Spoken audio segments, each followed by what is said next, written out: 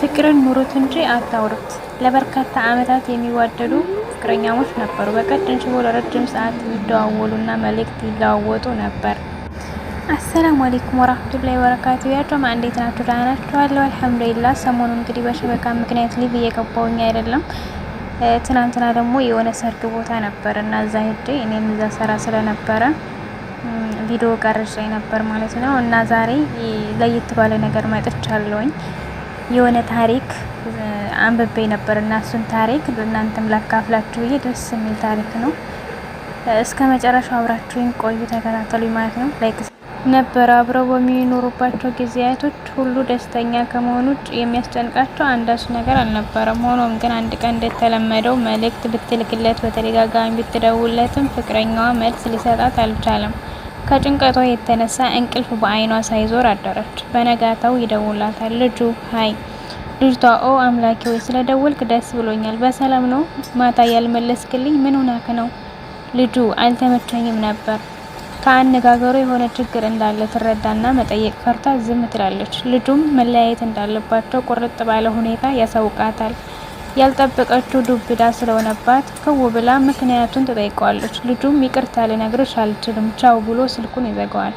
እንባዋ ከአይኖቿ እየፈሰሰ እንደገና ትደውላለች። እሱም ለምንድን ነው የደወልሽው ይላታል። ልጅቷ አንድ የምጠይቅህ ነገር አለኝ። ልጁ ጠይቂኝ። ልጅቷም ከመለያየታችን በፊት ምክንያትን ማወቅ እፈልጋለሁ ትለውና እንባዋን መቆጣጠር ሲያቀታት ትዘጋዋለች። ከ5 ሰዓታት በኋላ የፍቅረኛው እናት ደውላለት ልጅቷ በመኪና ተገጭታ ሆስፒታል መግባቷን ታስረዳዋለች። ልጅቷም ከኮማ ስትነቃ መጀመሪያ የፍቅረኛዋን ስም ትጠራለች። ልጁም እጇን ከደረቱ ላይ ለጥፎ በጣም አዝናለሁ፣ ጥፋቱ የኔ ነው፣ በጎቶኛለሽ። ልጅቷም አልሆንም አለች። ግን ለምን እንዲህ አደረክ?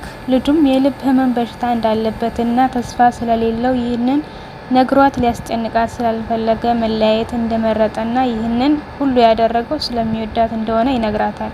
ልጅቷም በቀራት ትንፋሽ እኔም እወድሃለሁ ብላው ህይወቷ ያልፋል። ልጁም በልብ ህመም ከ10 ደቂቃ በኋላ ይከተላታል። ልጅቷ በእርሱ የተነሳ ህይወቷን አጣች። ልጁም ያለሷ መኖር ስለማይችል አረፈ። ውዶቼ እንግዲህ ታሪኩ በዚህ መልኩ ተጠናቋል ማለት ነው። እስከ መጨረሻው ድረስ አብራችሁ ለነበራችሁ በጣም አመሰግናለሁ ማለት ነው።